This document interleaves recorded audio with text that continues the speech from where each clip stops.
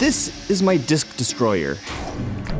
It's a mean little machine with one job, testing grinding discs. With so many grinding discs and countless reviews, it's hard to separate fact from fiction. This is where the disc destroyer comes in. It cuts through the noise, delivering real results. No bias, no sponsorships, just cold hard tests. Grinding discs can face a lot of real-world challenges, like high and low pressures, hot and cold materials, and of course, fast and slow speeds. This machine tests it all, so that we can finally find the truth in the reviews.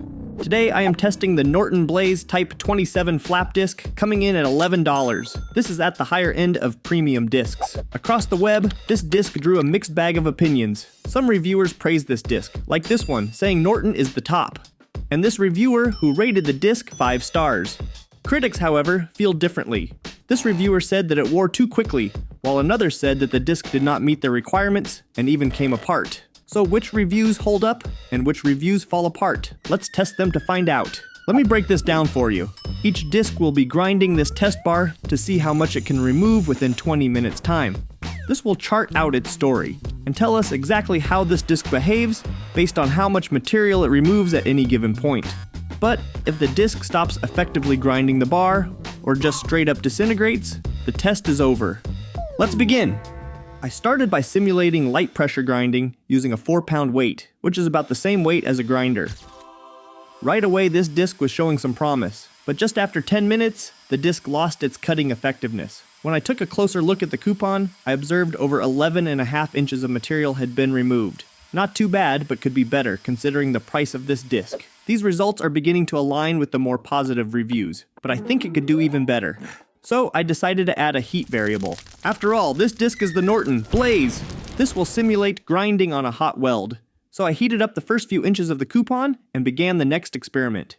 This time the disc fell short of its previous performance. And again, it lasted 10 minutes, but failed to remove more material, just 10.5 inches this time. Again, not terrible, but I think it needs to do better to earn those 5-star reviews. To help extend this disc's lifespan, I decided to switch up the grinder speeds. So I kept the 4-pound weight, but I dropped the RPMs from 11,000 to 6,000 and kicked off the next test. And as I had hoped, the slower RPMs increased the disc's durability. In both our hot and cold material tests, the disc lasted the entire 20-minute window. The cold test removed the most material, cutting off 20 inches. The hot metal test proved to be slightly less effective at this speed, cutting 17.5 inches off the coupon.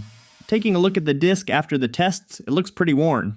So far these results are on track with the more positive reviews, but I want to really push this disc to its limits. To test this, I upped the grinder speed back to its maximum RPM and swapped out the 4-pound weight for 8. This will either improve durability and removal rates, or it will break the disc, adding some evidence to the negative reviews. And yet again, the Norton Blaze showed up to play. It was able to cut over 21 inches of material in over 19.5 minutes before I stopped the test. Unlike at slower RPMs, the disc eventually lost its abrasive edge, but with a trade-off of a much higher rate of removal. The higher pressure definitely had a positive impact. Let's see how it would fare grinding a hot weld at this pressure. So once again I heated up the first few inches of the coupon, and the Norton Blaze went to work. The results were nearly identical to the previous 8-pound test, cutting 21 inches of material in 19.5 minutes, before losing effectiveness. It seems hot or cold, the disc will perform to the same level. So which of these reviews held up and which fell apart? Honestly, I'm not sure how those negative reviews came about. Not once did we observe our discs coming apart like this reviewer had experienced.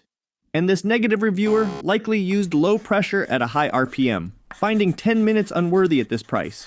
Meanwhile, positive reviewers likely applied high pressure and high speeds. This was the perfect recipe for getting the absolute most out of the disc.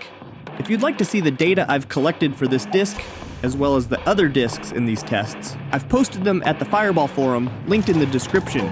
I'm gonna keep posting more and more of these test videos, so stay tuned to find the truth in the reviews. And if you're wondering why I built the rig the way I did, how it works, and what it's all about, I have a video that goes into great detail that you should check out. Thank you guys for watching, and I'll see you in the next one.